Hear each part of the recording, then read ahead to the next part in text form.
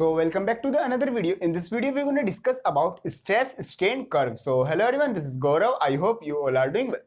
सो ये आता है हमारा स्ट्रेस स्ट्रेन कर्व, बहुत ही ज्यादा इंपॉर्टेंट टॉपिक ये हमारा आता है। तो उसमें इंपॉर्टेंट भी जो आपके पास शीट है उसमें इंपॉर्टेंट भी लिख लेना। एग्जामिनेशन में इससे जो पूरा ये डेरिवेशन है पूरा भी आ जाता है और उससे हमारे शॉर्ट क्वेश्चन आंसर भी कभी कभी एग्जामिनेशन में आ जाते हैं। जिसकी थ्योरी है वो आपको इंस्टाग्राम पे या कहीं पर भी मतलब आपको मैं पिक प्रोवाइड कर दूंगा, वो आप थ्योरी बना के लिख देना सिंपली। बाकी जो ये हमारा डेरिवेशन आते हैं किस तरीके से होता है और इसमें क्या क्या वर्किंग की ये ए बी सी हमारे जो पॉइंट है सबका क्या मतलब होता है वो सब मैं आपको बिल्कुल अच्छे से इस वीडियो में समझाऊंगा। मेन बात है आप इसको एक बार अच्छे से समझ लो, बना के किस तरीके से लिखना है वो तो आप खुद भी लिख लोगे और बाकी किस तरीके से लिखना है वो उसकी पिक मैं आपको प्रोवाइड कराई दूंगा। वो आप अपना इंस्टाग्राम से सिंपली स्क्रीनशॉट या वहां से डाउनलोड कर सकते हो। अब समझते हैं हम अपना स्ट्रेस स्ट्रेन कर्व को।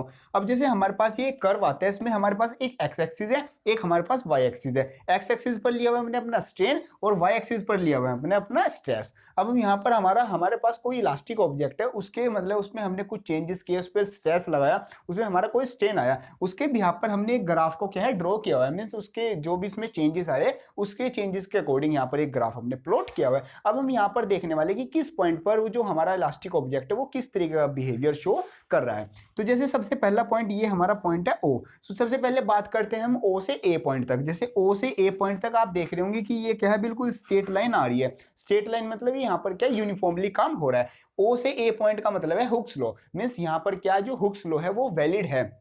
मीन्स जितना जितना हमारा स्ट्रेस बढ़ रहा है उतना उतना ही हमारा क्या है स्ट्रेन बढ़ रहा है। अब आप इसको सिंपली एक मतलब जो भी एक्सपेरिमेंट से भी समझ सकते हो। जैसे हमारे पास ये कोई इलास्टिक ऑब्जेक्ट है, बिल्कुल सीधा इलास्टिक ऑब्जेक्ट है। अब यहाँ पर क्या है, मैं इसमें अगर स्ट्रेस लगाना स्टार्ट करूँ तो यहाँ पर क्या हमें स्ट्रेन देखने को मिल रहा है, और अगर मैं इसको छोड़ देता हूँ मीन्स स्ट्रेस हटा देता हूँ तो क्या है जो स्ट्रेन है वो भी चला गया। तो यही क्या है हमारा हुक्स लॉ होता है। मीन्स जितना जितना स्ट्रेस बढ़ेगा उतना ही क्या हमारा स्ट्रेन भी बढ़ेगा। तो ओ से ए तक क्या है मेरा हुक्स लॉ जो है वैलिड है। और ए पॉइंट, अब बात आती है ए से बी तक की, और ये जो वैलिड है ये सिर्फ ए पॉइंट तक ही वैलिड है। तो ए पॉइंट को हम बोल देते हैं प्रोपोर्शनल पॉइंट। तो ए पॉइंट कौन सा पॉइंट हो गया हमारा, प्रोपोर्शनल पॉइंट हो गया।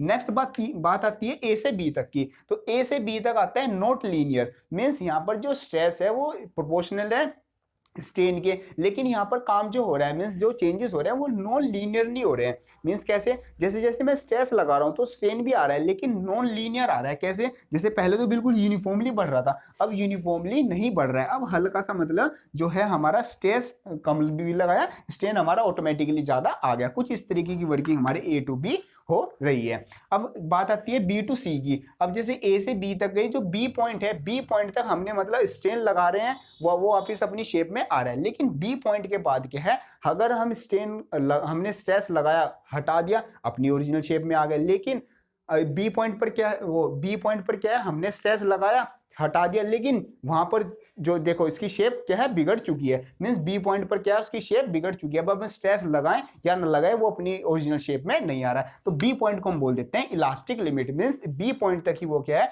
अपनी जो स्ट्रेस हटाने से वो ओरिजिनल शेप में आएगा। अगर हम बी पॉइंट के बाद अगर उस पर कोई स्ट्रेस लगाते हैं नहीं भी लगाते हैं वो फिर भी स्ट्रेन की शेप में रहेगा। मीन्स उसकी जो ओरिजिनल शेप है वो नहीं रहेगी।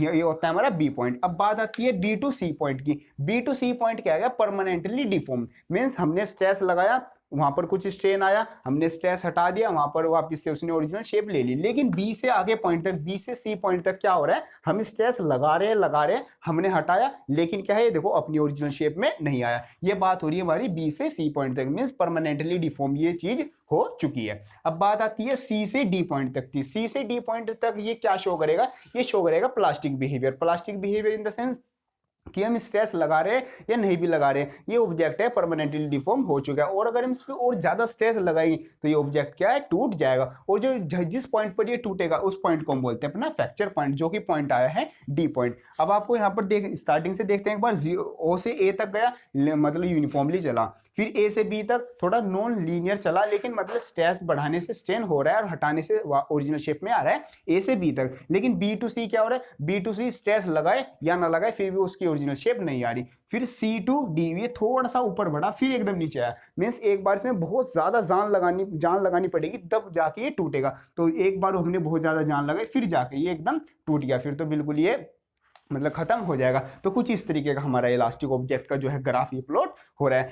ए पॉइंट आता है प्रोपोर्शनल पॉइंट, बी पॉइंट आता है इलास्टिक लिमिट, और जो डी पॉइंट है वो है हमारा फ्रैक्चर पॉइंट, और जो सी से डी तक का जो बिहेवियर शो करेगा ये ऑब्जेक्ट वो होगा हमारा प्लास्टिक बिहेवियर। और जहां तक ये मैक्सिमम फोर्स लगवाएगा हमसे, जितनी ये हमारे से मैक्सिमम फोर्स लगवाएगा टूटने के लिए, उस पॉइंट को हम बोलेंगे अपना ब्रेकिंग स्ट्रेस। मींस जिस पॉइंट पर, जिस स्ट्रेस पर ये ब्रेक हो जाएगा उस पॉइंट को हम बोलेंगे अपना ब्रेकिंग स्ट्रेस। और ये जो हमारा सी पॉइंट आता है ये तो सिंपली हमारा वो पॉइंट है जहां पर ये अपना जो स्ट्रेन है वापिस आना छोड़ दिया, नहीं मतलब स्ट्रेन एक बार आ गया तो आ गया। अब ये किस पॉइंट में चला गया, प्लास्टिक बिहेवियर में चला गया। अगर हम इस पे स्ट्रेस लगाएंगे तो टूट जाएगा, ओरिजिनल शेप में नहीं गया। तो इस तरीके का सिंपल सा ये हमारा क्या जाता है स्ट्रेस स्ट्रेन कर्व, बिल्कुल सिंपल सा ही है। आपकी मैं आई होप आपकी अच्छे से समझ में आ गया। अगर अभी भी आपका कोई डाउट है तो उसको कमेंट बॉक्स में कर देना या मेरे को इंस्टाग्राम पर मैसेज कर देना, मैं वो भी डाउट क्लियर कर दूंगा। बिल्कुल सिंपल सा ये हमारा आता था। और बाकी जो उसका थ्योरी पार्ट है वो आपको इंस्टाग्राम पे पिक मिल जाएगी, वहां से आप डाउनलोड कर सकते हो, स्क्रीनशॉट ले लेना, वो बना के लिख देना। बाकी मेन चीज इसमें समझने का